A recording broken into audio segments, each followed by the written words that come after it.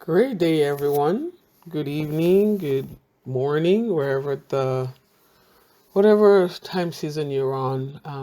I'm Dr. Christo, and today I'm approaching the issue on gambling. And it's because a lot of intelligent, smart people have come through my office talking about this. And so I thought maybe I might do a little, I don't call it a podcast, I really call it an audio cast where I can just discuss what I observe, what I think. And the question that I want to answer today is, why do smart people get addicted to gambling and don't even realize it? What if I told you that gambling is not designed for you to win? I know, heartbreaking, isn't it? Because you go there saying, I'm going to win some money, I'm going to win some cash. But what if I told you that gambling is not designed for you to win? The odds are on the casino. What if I told you that gambling was designed to change how your brain works? What if I told you that? Would you believe that?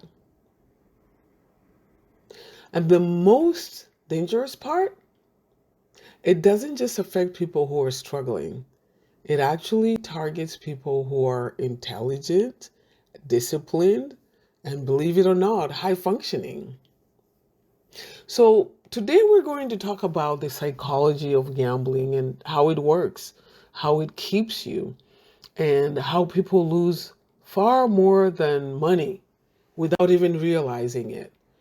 You think you're losing money, but I do believe that there's a part of you that is losing the core, your soul to some degree. And I know I'm venturing out there. Do not come at me. I'm just sharing with you what I think, that there's a part of your soul that is lost because this is an addiction.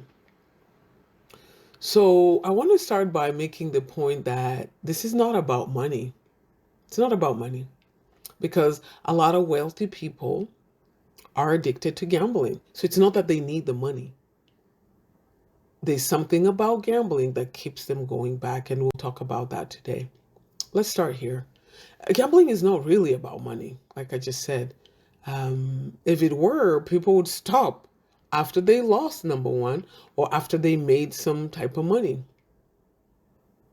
Gambling is about feeling. Basic as that may sound, it is about feeling. It's about a certain rush. It's about, I would say, the anticipation, the possibility that something could change in a moment. Think about that for a minute. And for many people, it becomes an escape. An escape from what? You may wonder. An escape from stress, boredom, pressure, maybe loneliness, or an escape from what came to your mind? Escape from pain? Yeah. Moving on to the next point. So, the first point that I really wanted to make, and I hope I did, is that it's not about money. The next point I want to make is that it's it's the hook, the brain, your brain. Allow me to suggest that there's a psychological principle that applies to this. It's called the variable ratio reinforcement. And it's one of the most powerful conditioning system ever studied by psychologists and other behavioralists. What does this mean, you ask? It means you don't get rewarded every time because that would become boring. You get rewarded randomly. And it's that randomness right there is what keeps you hooked.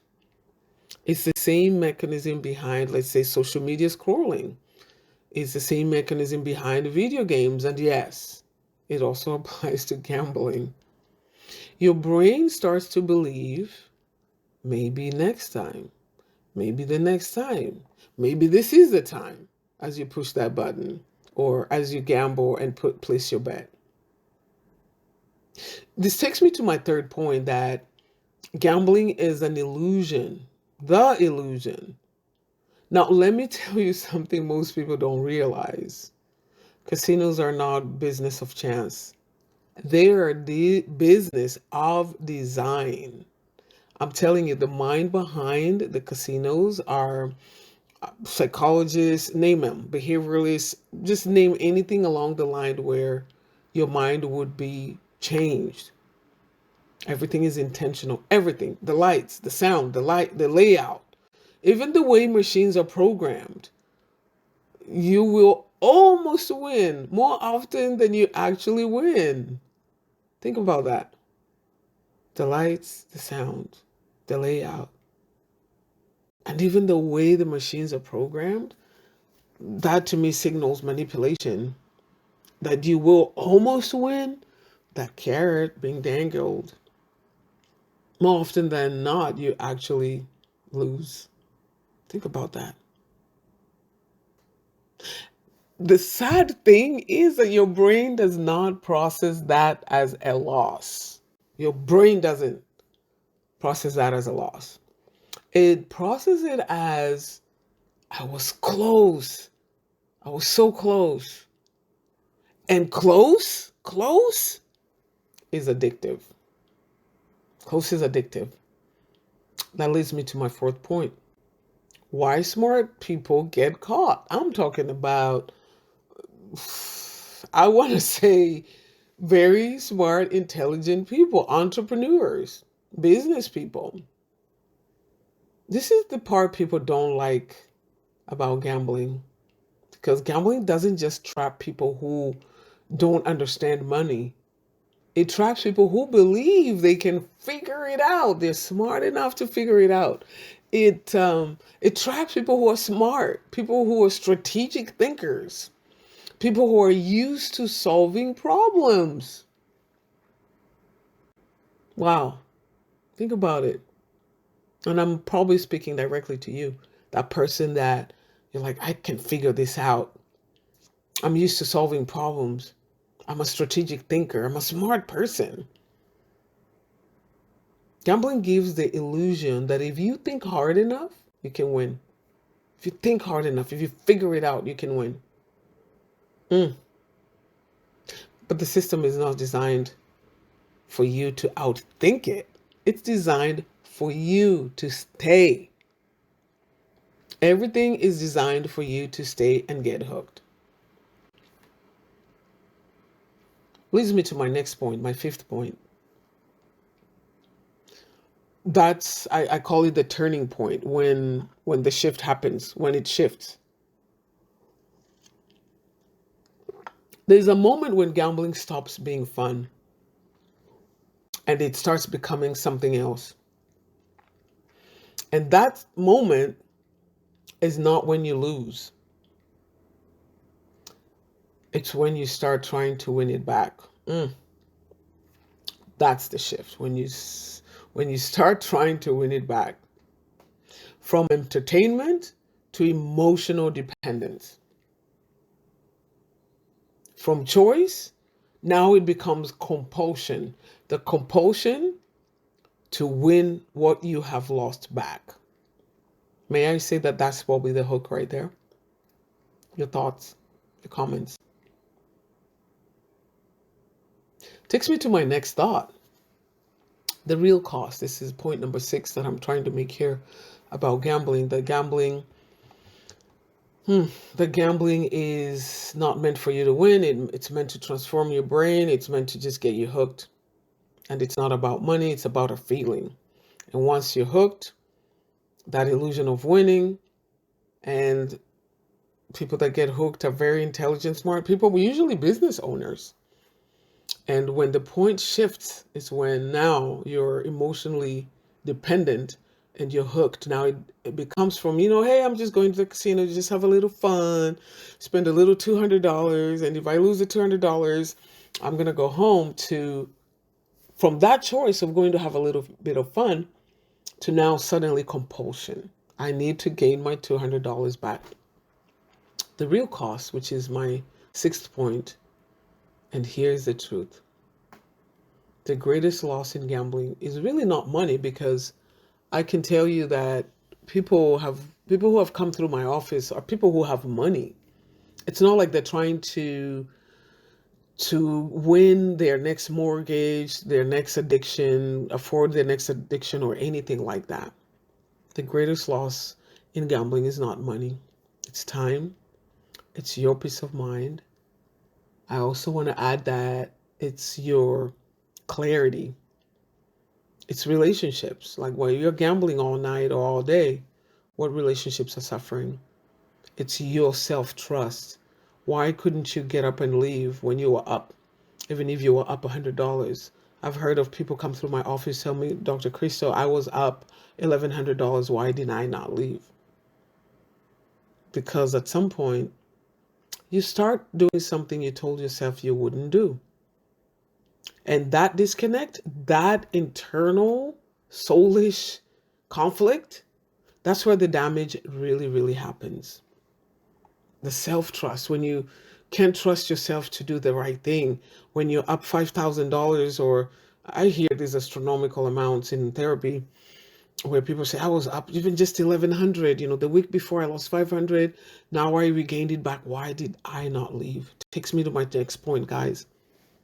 That clinical truth. This is where I really come in. Clinical truth. This is why gambling addiction is recognized in the DSM as gambling disorder, because it changes how the brain responds to reward. So clinically, it is gambling disorder, not just gambling addiction, which it is. It rewires how people make decisions. And it creates a cycle that is just very difficult to break without awareness and intervention. And that's what I'm trying to do, is bring some type of awareness to you, and hopefully some intervention, maybe through your therapist if you don't have one. If not, just reach out and we'll be more than glad to support you. So the clinical truth is gambling is a disorder, gambling disorder. It's an addiction that is a gambling disorder, like alcohol, because it changes how the brain responds to reward. And I repeat again, it rewires how you make decisions. And sadly, it creates a cycle that is very, very difficult to break.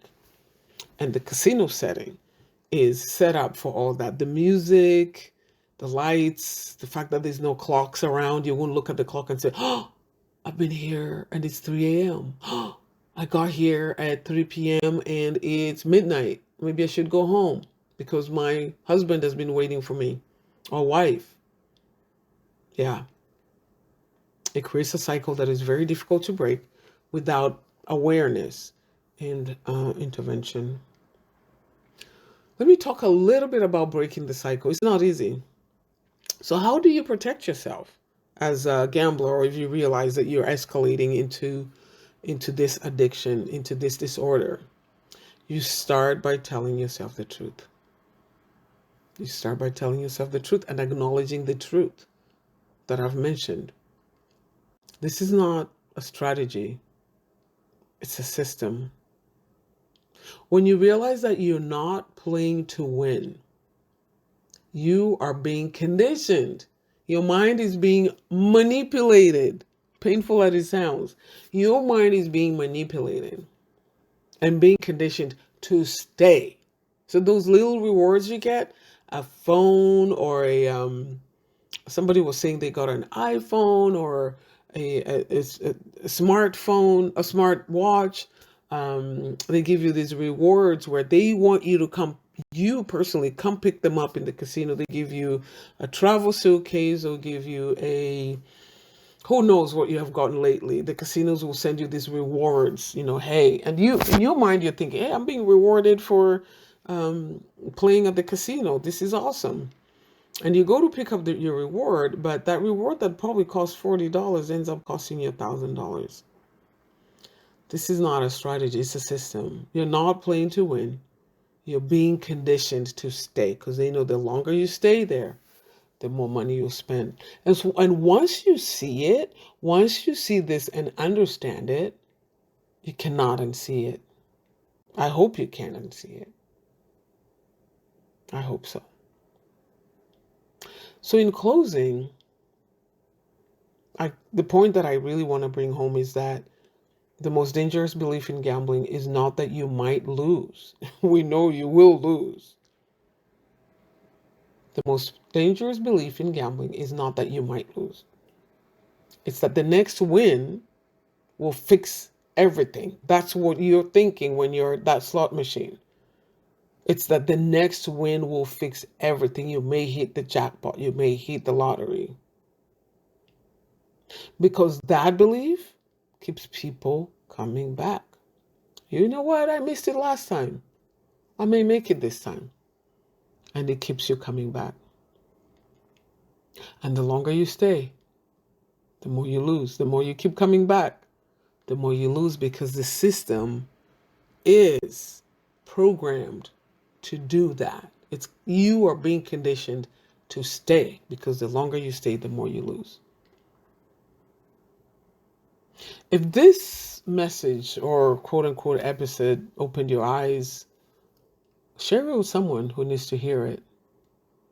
Because I do believe that awareness is what breaks cycles. As long as you're aware of what's going on, even if you choose to keep going back, to keep going to pick up your smartwatch, pick up your pressure cooker, whatever reward they have that week, because you will notice that every week they want you there. They want you in the facility. They want you in the establishment. They want you to stay. They'll give you spa. They'll give you rewards to come pick up. They'll give you free play. As long as it's in your awareness, you may be able to break the cycle. Because yes, I agree. And I believe that because awareness is what breaks the cycle. And some cycles are costing people more than they can afford. But as long as you're aware, that was my goal today. I'll see you in the next episode, in the next video. Thank you. Bye-bye.